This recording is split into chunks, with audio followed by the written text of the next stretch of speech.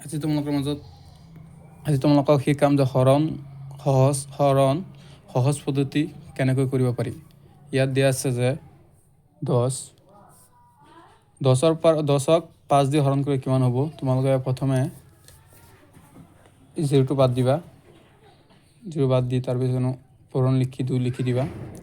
2 গুণ ইয়াত হৈ যাব 2, এইটো হৈ গ'ল।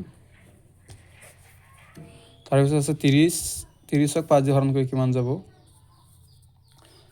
0 বাদ দিবা, বাদ দি 2 লিখিবা। 3 2 গুণ 6।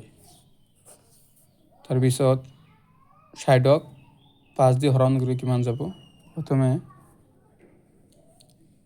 0টো বাদ দিবা, বাদ দি 2 লিখিবা। 6 2 গুণ 12। তাৰপিছত 90ক 5 কিমান যাব। 0টো বাদ দিবা, 2 দিবা। 9 2 18 অংকটো হৈ গ'ল। যদি ভিডিঅ' তোমাৰ ভাল লাগে ভিডিঅ'টো লাইক কমেণ্ট শ্বেয়াৰ কৰিবা আৰু ছাবস্ক্ৰাইব কৰিবা। ধন্যবাদ।